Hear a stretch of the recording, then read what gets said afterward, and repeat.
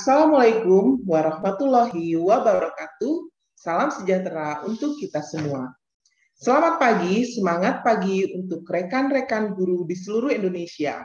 Perkenalkan, nama saya Yayu Kartini. Saya mengajar di SDN Indrasari 1 Martapura, Kabupaten Banjar, Kalimantan Selatan, sekaligus penulis modul ajar untuk sekolah dasar. Dalam kesempatan ini, saya akan memaparkan materi mengenai perangkat ajar yang digunakan dalam program sekolah penggerak.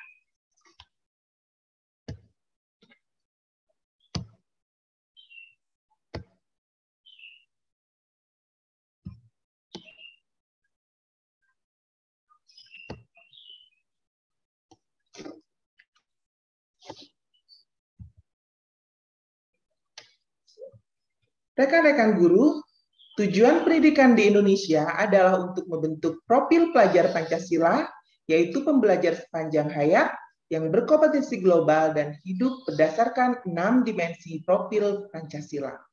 Melalui profil pelajar Pancasila, pelajar Indonesia diharapkan memiliki budi pekerti luhur sesuai dengan tujuan dan cita-cita Pancasila. Dalam mencapai profil pelajar Pancasila tersebut, kurikulum disesuaikan dan terdapat elemen-elemen baru di dalam kurikulum. Salah satunya adalah perangkat ajar.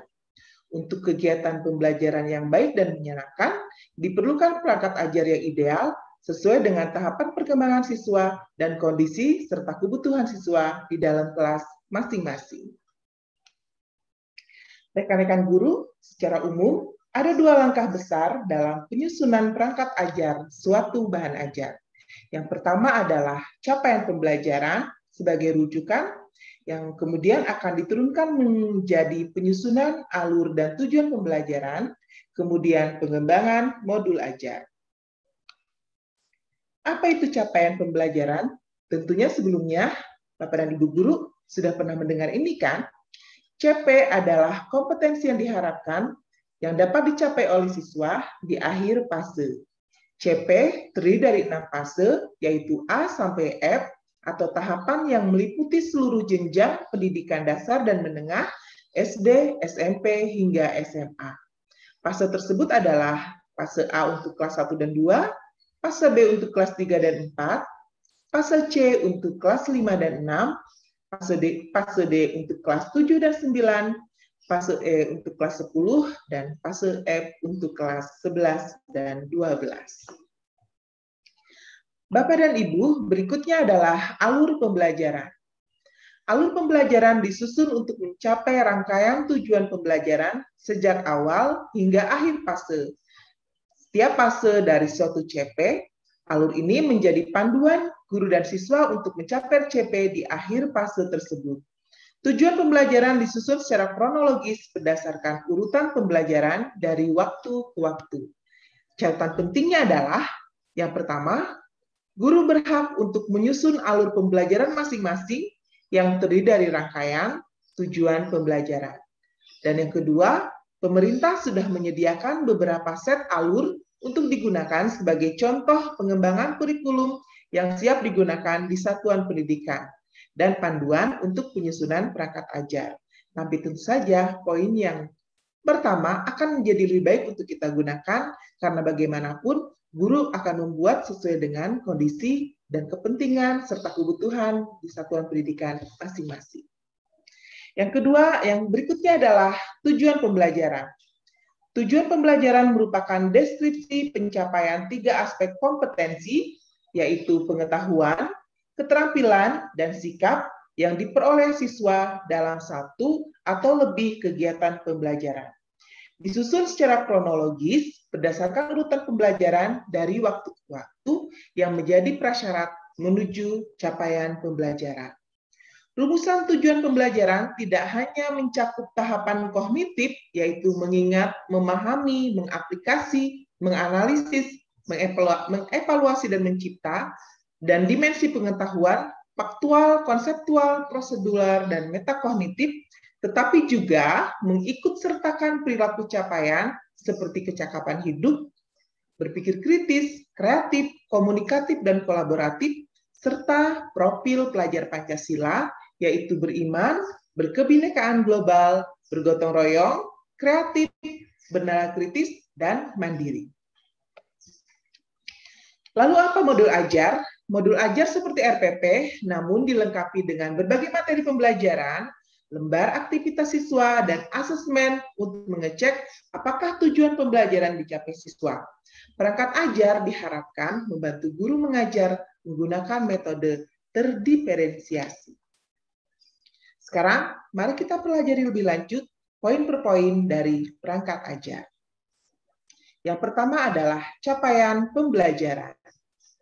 Capaian pembelajaran secara sederhana dapat didefinisikan sebagai kompetensi pembelajaran yang harus dicapai peserta didik pada setiap tahap perkembangan peserta didik untuk setiap mata pelajaran pada satuan pendidikan dasar dan pendidikan menengah. Capaian pembelajaran memuat sekumpulan kompetensi dan lingkup materi yang disusun secara komprehensif dalam bentuk narasi. Berikutnya, capaian pembelajaran berbentuk paragraf yang berisi kompetensi minimum yang diharapkan dapat dicapai oleh siswa di akhir suatu fase.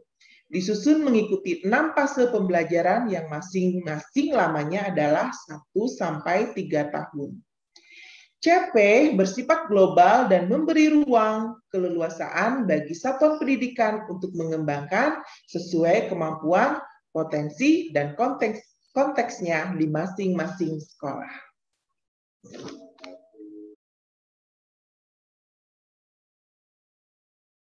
Berikut adalah 7 prinsip penyusunan alur tujuan pembelajaran. Yang pertama adalah sederhana dan informatif. Yang kedua, esensial dan kontekstual.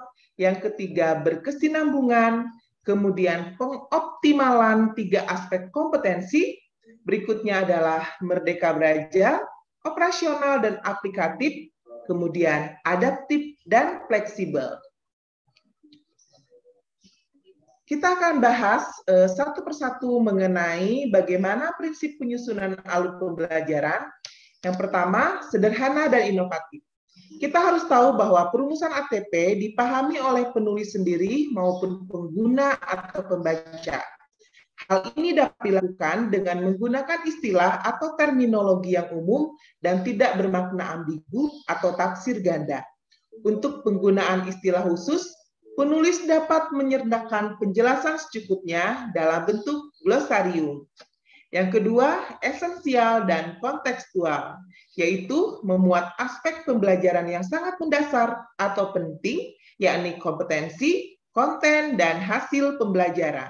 Selain itu, juga mempertimbangkan penyediaan pengalaman belajar yang relevan dengan kehidupan atau dunia nyata berupa aktivitas yang menantang, menyenangkan, dan bermakna. Tentunya para rekan-rekan guru sudah paham sekali tentang hal ini ya. Berikutnya adalah prinsip berkesinambungan, yaitu antar fase dan antar tujuan pembelajaran saling terkait dan merupakan capaian secara runtut, sistematis, dan berjenjang untuk memperoleh CP yang telah ditetapkan dalam setiap mata pelajaran. Penyusunan dilakukan secara kronologis berdasarkan urutan pembelajaran dari waktu ke waktu. Selanjutnya adalah pengoptimalan 3 aspek kompetensi, yaitu pengetahuan, keterampilan, dan sikap yang berjenjang selaras dengan tahapan kognitif, serta dimensi pengetahuan, juga pengoptimalan yang dilakukan pada penumbuhan kecakapan hidup, serta beriman, berkebinekaan, global, gotong royong, kreatif, bernalar kritis, dan mandiri yang terdapat dalam profil pelajar Pancasila. Berikutnya adalah merdeka belajar. Prinsip utama penyusunan ATP adalah pemahaman istilah merdeka belajar antara lain, 1. Memerdekakan siswa dalam berpikir dan bertindak pada ranah akademis dan bertanggung jawab secara moral. Yang kedua, memfasilitasi dan menginspirasi kreativitas siswa dengan mempertimbangkan keunikan individualnya, misalnya kecepatan belajar, gaya dan minat. Dan yang ketiga adalah mengoptimalkan peran dan kompetensi guru dalam merumuskan perencanaan dan pelaksanaan pembelajaran di dalam kelas. Prinsip berikutnya adalah operasional dan aplikatif. Rumusan ATP memvisualisasikan dan mendeskripsikan proses pembelajaran dan penilaian secara utuh yang dapat menjadi acuan operasional yang aplikatif untuk merancang modul ajar.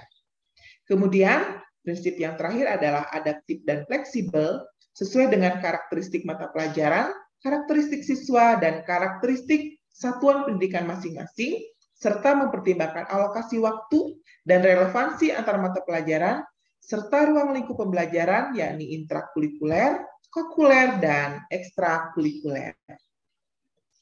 Nah, Bapak dan Ibu, ada beberapa hal yang harus diingat saat kita menyusun alur dan tujuan pembelajaran. Yang pertama adalah perumusan dan penyusunan alur dan tujuan pembelajaran berfungsi mengarahkan guru dalam merencanakan, mengimplementasi, dan mengevaluasi pembelajaran secara keseluruhan, sehingga CP diperoleh secara sistematis, konsisten, terarah, dan terukur. Yang kedua yang harus kita ingat adalah penggunaan kata kerja operasional dalam rumusan tujuan pembelajaran memfasilitasi guru dalam mengidentifikasi indikator atau kegiatan atau aktivitas pembelajaran yang tentunya sangat terkait dengan pemilihan materi ajar dan jenis evaluasi pembelajaran, baik formatif maupun sumatif yang dipilih. Nah, sekarang kita berlanjut ke tujuan pembelajaran.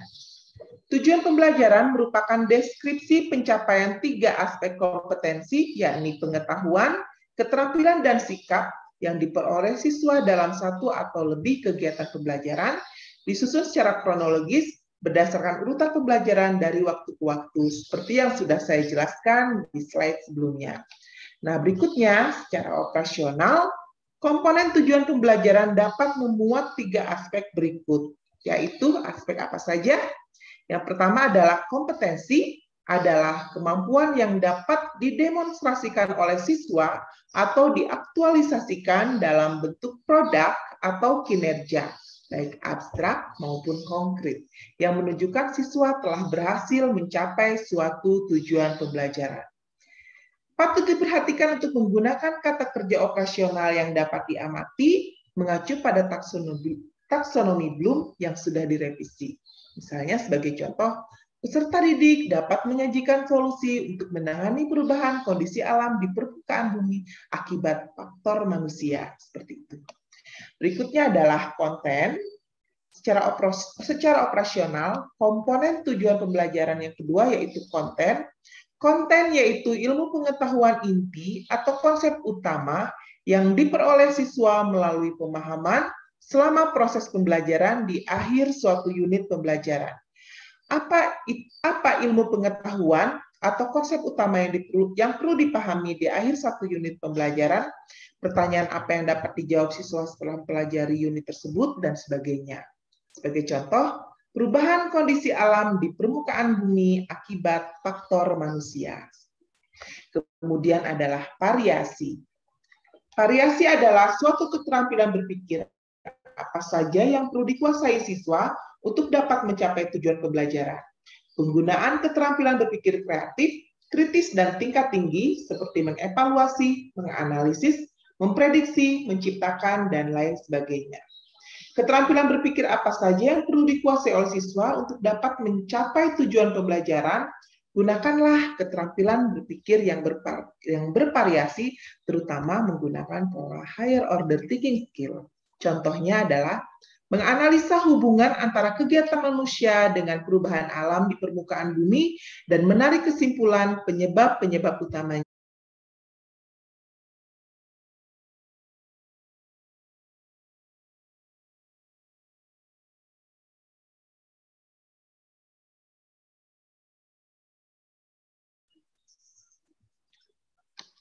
Pertama, bahasannya mengenai konsep modul ajar. Modul ajar adalah sejumlah alat atau sarana media, metode, petunjuk, dan pedoman yang dirancang secara sistematis dan menarik. Modul ajar merupakan implementasi dari alur tujuan pembelajaran yang dikembangkan dari capaian pembelajaran dengan profil pelajar Pancasila sebagai sasaran tentu saja. Modul ajar disusun sesuai dengan fase atau tahap perkembangan peserta didik, mempertimbangkan apa yang akan dipelajari dengan tujuan pembelajaran, dan berbasis perkembangan jangka panjang. Guru perlu memahami konsep mengenai modul ajar agar proses pembelajaran lebih menarik dan bermakna. Berikutnya adalah komponen modul ajar. Guru dalam satuan pendidikan diberi kebebasan untuk mengembangkan modul ajar sesuai dengan konteks lingkungan dan kebutuhan belajar peserta didik. Modul ajar dilengkapi dengan komponen-komponen yang menjadi dasar dalam proses penyusunan. Komponen modul ajar dalam panduan dibutuhkan untuk kelengkapan persiapan pembelajaran di dalam kelas yang akan dilakukan oleh Bapak dan Ibu guru. Komponen modul ajar bisa ditambahkan sesuai dengan mata pelajaran dan kebutuhan di satuan pendidikan masing-masing. Jadi sifatnya tidak harus mengikuti persis, tapi boleh disesuaikan dengan kondisi satuan pendidikan masing-masing. Komponen-komponen modul ajar diantaranya adalah yang pertama, identitas modul dalam informasi umum. Ini berisi nama penyusun, institusi dan tahun disusunnya modul ajar, kemudian jenjang sekolah, baik SD, SMP maupun SMA, kelas, dan alokasi waktu, di mana penentuan alokasi waktu yang digunakan adalah alokasi waktu sesuai dengan jam pelajaran yang berlaku di unit kerja Bapak dan Ibu masing-masing. Berikutnya adalah kompetensi awal. Apa itu kompetensi awal? Kompetensi awal adalah pengetahuan atau keterampilan yang perlu dimiliki siswa sebelum mempelajari topik tertentu. Kompetensi awal merupakan ukuran seberapa dalam modul ajar tersebut dirancang. Jadi ketika ingin mengajarkan satu modul ajar, kita harus mengetahui anak-anak sudah mampu apa sebelumnya. Seperti itu. Berikutnya adalah profil pelajar Pancasila. Ada 6 dimensi profil pelajar Pancasila yang saling berkaitan dan terintegrasi dalam seluruh mata pelajaran melalui materi isi pelajaran, pedagogi, kegiatan proyek, atau asesmen. Tapi perlu diingat, setiap modul ajar tidak perlu memuat keseluruhan profil pelajar Pancasila. Cukup pilih beberapa poin yang sesuai dengan materi dan konteks kegiatan yang ada di dalam modul ajar. Berikutnya adalah sarana dan prasarana. Sarana prasarana adalah fasilitas dan bahan yang dibutuhkan untuk menunjang kegiatan pembelajaran. Sarana merujuk pada alat dan bahan yang digunakan, sementara prasarana di dalamnya termasuk materi dan sumber bahan ajar lain yang relevan yang digunakan dalam kegiatan pembelajaran yang akan berlangsung. Ketersediaan materi disarankan mempertimbangkan kebutuhan peserta didik, baik keterbatasan maupun kelebihan, termasuk juga teknologi, sarpras, dan juga dimanfaatkan agar pembelajaran dapat berlangsung lebih dalam dan lebih bermakna.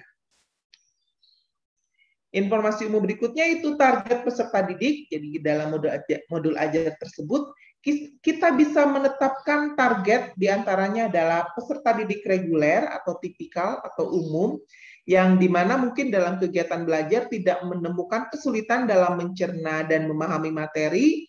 Kemudian target berikutnya adalah peserta didik dengan kesulitan belajar, di mana mereka memiliki gaya belajar yang terbatas, misalnya hanya satu gaya, misalnya dengan audio saja, gitu. Memiliki kesulitan dengan bahasa dan pemahaman materi ajar, kurang percaya diri, kesulitan berkonsentrasi jangka panjang, dan sebagainya. Jadi targetnya dibedakan antara yang reguler dan anak yang memiliki kesulitan belajar. Juga bisa ditargetkan peserta didik dengan pencapaian yang tinggi, di mana anak tersebut biasanya sudah mampu mencerna dan memahami materi dengan cepat, mampu mencapai keterampilan berpikir tingkat tinggi, dan memiliki keterampilan memimpin. Nah, dari 3 target ini boleh ditentukan modul ajar yang Bapak Ibu buat untuk siapa, seperti itu. Kemudian berikutnya adalah informasi yang berikutnya, model pembelajaran. Merupakan model atau kerangka pembelajaran yang memberikan gambaran sistematis pelaksanaan pembelajaran. Model pembelajaran dapat berupa model pembelajaran tatap muka, pembelajaran jarak jauh dalam jaringan, pembelajaran jarak jauh luar jaringan, atau menggunakan pola blended learning. Berikutnya adalah komponen modul ajar yang termasuk ke dalam komponen inti. Di antaranya yang pertama adalah tujuan pembelajaran. Tujuan pembelajaran harus mencerminkan hal-hal penting dari pembelajaran dan harus bisa diuji dengan berbagai bentuk asesmen sebagai bentuk dari unjuk pemahaman. Tujuan pembelajaran menentukan kegiatan belajar, sumber daya yang digunakan, kesesuaian dengan keberagaman murid, serta metode asesmen yang digunakan. Tujuan pembelajaran bisa dari berbagai bentuk, misalnya pengetahuan yang berupa fakta dan informasi, dan juga prosedural, pemahaman konseptual, pemikiran dan penalaran keterampilan, dan kolaboratif juga strategi komunikasi. Komponen inti yang kedua adalah pemahaman bermakna, adalah informasi tentang manfaat yang akan peserta didik peroleh setelah mengikuti proses pembelajaran. Manfaat tersebut nantinya dapat peserta didik terapkan dalam kehidupan sehari-hari. Contoh kalimat pemahaman bermakna misalnya, manusia berorganisasi untuk memecahkan masalah dalam mencapai suatu tujuan. Makhluk hidup beradaptasi dengan perubahan habitat, dan sebagainya. Komponen inti berikutnya yaitu pertanyaan pemantik. Pertanyaan pemantik dibuat oleh guru untuk menumbuhkan rasa ingin tahu dan kemampuan berpikir kritis dalam diri peserta didik. Pertanyaan pemantik memandu siswa untuk memperoleh pemahaman bermakna sesuai dengan tujuan pembelajaran. Contohnya, pada pembelajaran menulis cerpen, guru dapat mendorong pertanyaan pemantik sebagai berikut. Apa yang membuat sebuah cerpen menarik untuk dibaca? Jika kamu diminta untuk membuat akhir cerita yang berbeda, apa yang kamu usulkan? Dua pertanyaan tersebut merupakan pertanyaan pemantik yang bisa membuat peserta didik menjadi berpikir kritis dan kreatif. Berikutnya yaitu komponen inti kegiatan pembelajaran. Urutan kegiatan pembelajaran inti dalam bentuk langkah-langkah kegiatan pembelajaran yang dituangkan secara konkret, disertakan opsi pembelajaran alternatif dan langkah untuk menyesuaikan dengan kebutuhan belajar siswa di dalam kelas. Langkah kegiatan pembelajaran ditulis secara berurutan sesuai dengan durasi waktu yang direncanakan, meliputi 3 tahap, yaitu pendahuluan, inti, dan penutup berbasis metode pembelajaran aktif. Dan komponen inti yang berikutnya yaitu asesmen. Asesmen digunakan untuk mengukur capaian pembelajaran di akhir kegiatan. Kriteria pencapaian harus ditentukan dengan jelas sesuai dengan tujuan pembelajaran yang ditetapkan. Ada beberapa jenis asesmen yang akan digunakan, diantaranya adalah asesmen sebelum pembelajaran atau asesmen diagnostik, asesmen selama proses pembelajaran atau asesmen formatif, dan asesmen yang dilakukan pada akhir proses pembelajaran yang kita kenal dengan sebutan asesmen sumatif. Bentuk asesmen yang bisa dilakukan yaitu yang pertama sikap berkaitan dengan profil pelajar Pancasila yang dapat dilakukan dengan kegiatan observasi, penilaian diri, penilaian teman sebaya, dan anekdota. Sementara itu bentuk asesmen performa bisa dilakukan dengan presentasi, drama, pameran hasil karya, pembuatan jurnal, dan sebagainya. Untuk kegiatan tertulis bisa dilakukan lewat tes objektif, esai, pilihan ganda, isian, jawaban singkat, atau jawaban benar dan salah. Berikutnya adalah pengayaan dan remedial. Pengayaan adalah kegiatan pembelajaran yang diberikan kepada peserta didik dengan capaian tinggi agar mereka dapat mengembangkan potensinya secara optimal. Sementara remedial diberikan kepada peserta didik yang membutuhkan bimbingan untuk memahami materi atau pembelajaran mengulang. Saat merancang kegiatan pengayaan dan remedial, kita perlu memperhatikan mengenai diferensiasi, contohnya lembar belajar atau kegiatan yang berbeda dengan kelas-kelas yang lainnya. Lalu berikutnya adalah lampiran.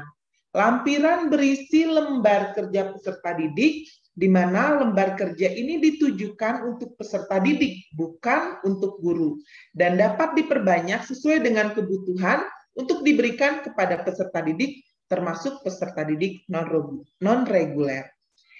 Lampiran berikutnya adalah bahan bacaan guru dan peserta didik. Bahan bacaan guru dan peserta didik digunakan sebagai pemantik sebelum kegiatan dimulai atau untuk memperdalam pemahaman materi pada saat atau akhir kegiatan pembelajaran.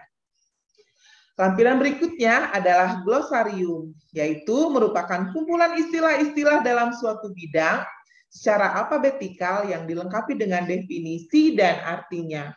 Glosarium diperlukan untuk kata atau istilah yang memerlukan penjelasan lebih mendalam. Dan lampiran yang terakhir adalah daftar pustaka. Daftar pustaka adalah sumber referensi yang digunakan dalam pengembangan modul ajar. Referensi yang dimaksud adalah sumber belajar seperti buku siswa, buku referensi, majalah, koran, situs internet, lingkungan sekitar, dan narasumber langsung, serta sumber-sumber lainnya yang berhubungan.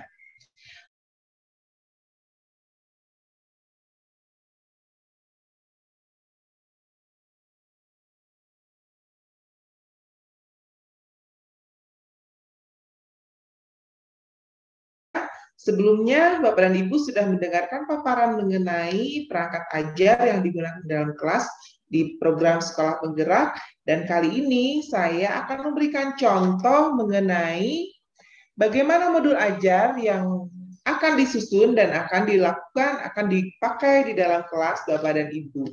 Modul ajar ini saya buat sendiri untuk sekolah dasar kelas 4 mata pelajaran Bahasa Indonesia. Berikut adalah contoh modul ajar yang saya gunakan.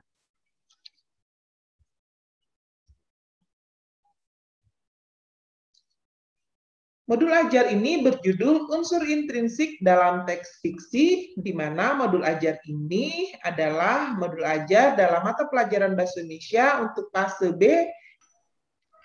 Berikut adalah contoh modul ajar yang bisa kita pelajari bersama-sama supaya Bapak dan Ibu punya gambaran untuk menggunakan atau membuat contoh modul ajar di dalam kelas masing-masing.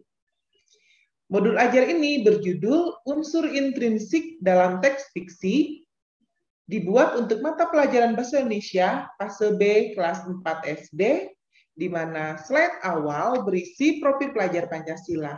Ada 2 profil pelajar Pancasila yang terkait dengan modul ini, yaitu mandiri dan benar kritis. Jadi, perlu diingatkan kembali bahwa tidak perlu semua profil dimunculkan dalam modul ajar, tapi pilihlah profil yang berhubungan dengan materi atau bahan ajar yang berlangsung dan terdapat dalam modul ajar tersebut.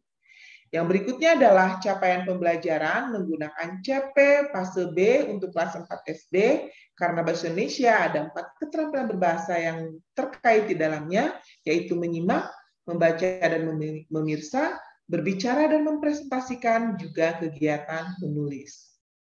Nah, alur capaiannya, ini adalah alur capaian yang saya ambil dari ATP yang tersedia sebelumnya. Bapak dan Ibu boleh membuat ATP sendiri yang sesuai dengan konteks, sesuai dengan kebutuhan dan kondisi di satuan pendidikan masing-masing. Berikutnya adalah tujuan pembelajaran. Tujuan pembelajarannya saya bagi menjadi 4 bagian untuk kegiatan yang pertama hingga kegiatan di pertemuan yang keempat.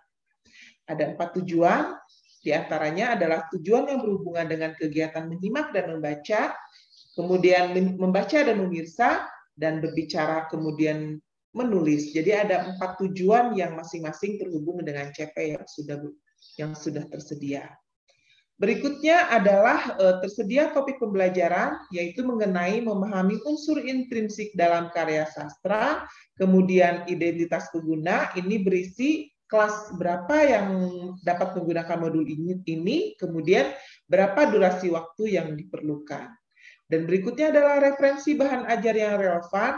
Jadi ketika ingin menggunakan modul ini, maka bisa menggunakan referensi berupa karya sastra online yang dapat diunduh, buku-buku cerita anak, juga karya sastra lain yang relevan dan cocok untuk digunakan peserta didik kelas 4 siswa, kelas 4 sekolah dasar.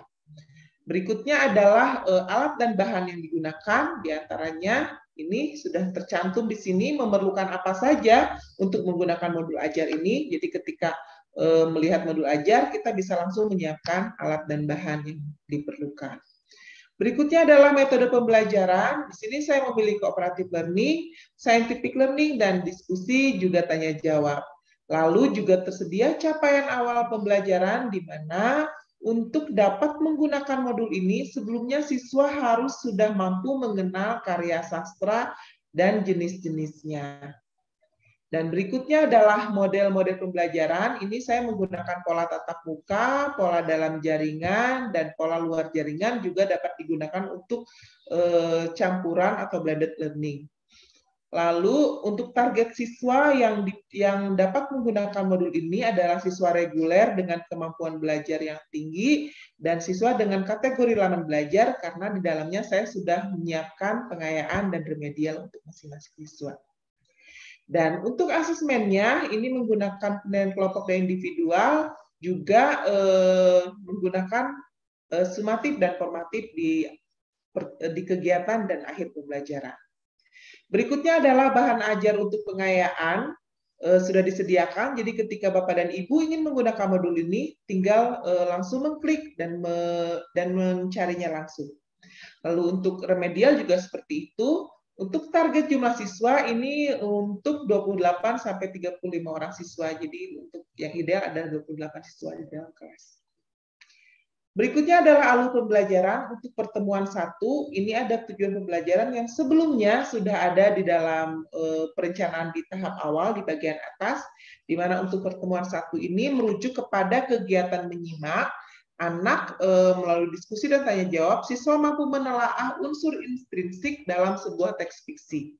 Dalam kegiatan ini, sebelumnya guru harus menjelaskan terlebih dahulu apa sih unsur intrinsik dalam karya sastra, bagaimana juga definisi-definisinya, sehingga anak sudah paham untuk memulai materi.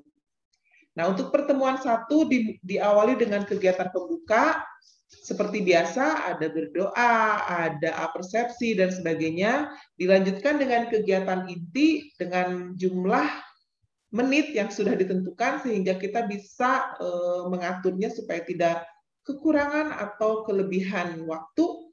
Nah, dalam paparan ini, dalam kegiatan inti ini, intinya adalah anak diminta untuk menyimak karya sastra yang dibacakan oleh guru, dan mereka kemudian diminta untuk mencari unsur intrinsik dari karya sastra yang dibacakan tersebut. Fokusnya adalah pada kegiatan menyimak.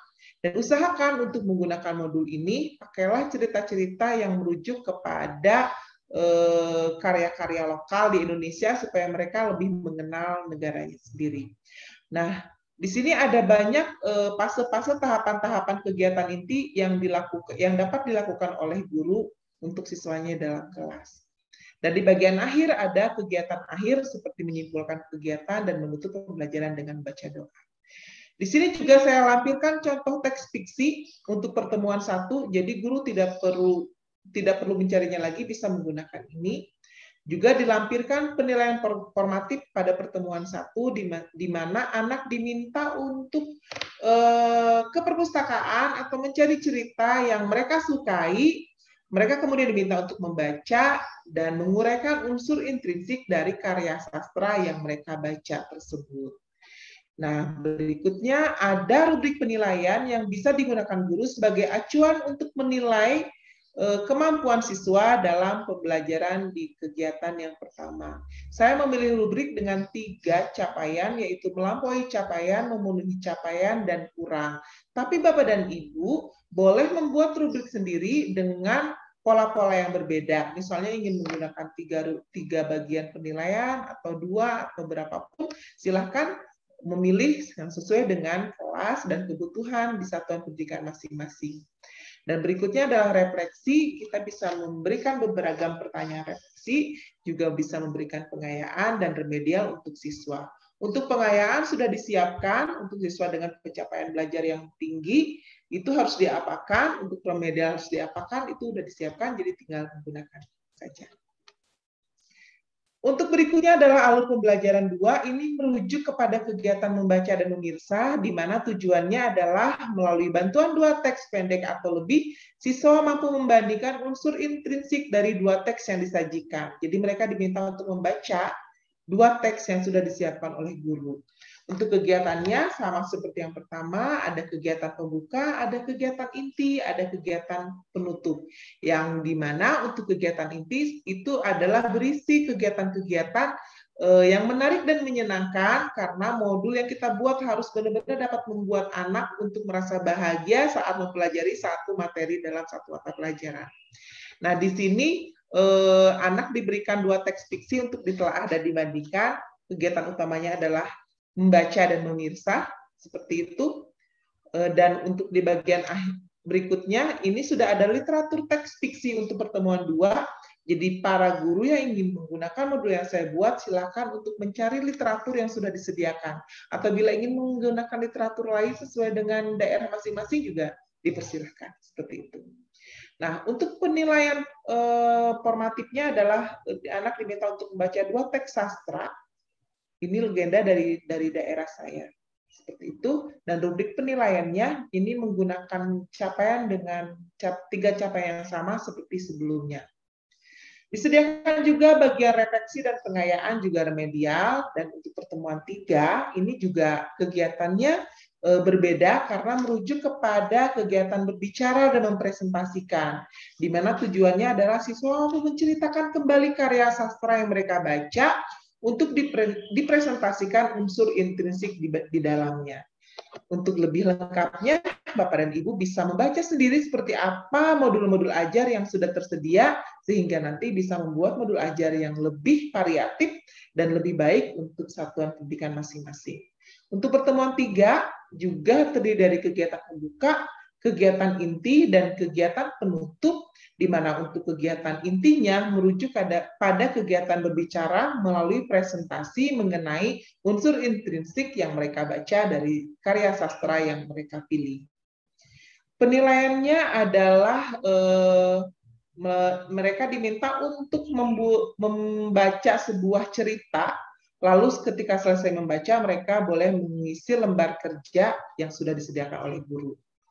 Nah, ini rubriknya, juga lembar refleksi, pengayaan dan remedial. Dan untuk alur pembelajaran keempat, ini kegiatan yang terakhir, berisi kegiatan inti, di mana fokusnya adalah anak diminta untuk menulis sendiri kegiatan-kegiatan yang berhubungan dengan unsur intrinsik dari karya sastra yang mereka buat. Jadi mereka diminta untuk menulis sendiri, mencari unsur intrinsik sendiri, sehingga mereka lebih paham mengenai bagaimana kegiatan berbahasa mulai dari menyimak hingga menulis. Nah, ini bagian akhirnya adalah mereka membuat sebuah cerita sendiri. Seperti itu. Ini rubrik penilaiannya dan lembar refleksi, pengayaan dan remedial yang berbeda dari setiap pertemuannya. Dan untuk berikutnya adalah penilaian sumatif akhir materi, Bapak dan Ibu. Di sini disediakan beberapa soal untuk mengukur kemampuan dan pemahaman siswa dari 4 kegiatan yang sudah berlangsung. Dan berikutnya adalah lampiran cerita karya sastra. Di sini tinggal diklik, maka akan muncul lampirannya. Lalu ada daftar pustaka yang saya pakai sebagai bahan rujukan untuk Bapak dan Ibu, demikian contoh modul ajar yang saya buat. Ada banyak contoh modul ajar lain yang dapat dijadikan referensi, sehingga Bapak dan Ibu lebih mudah untuk memahami materi mengenai modul ajar dalam perangkat bahan ajar, sehingga dapat mengaplikasikan dan mengimplementasikan di dalam kelasnya masing-masing. Demikian, wassalamualaikum warahmatullahi wabarakatuh.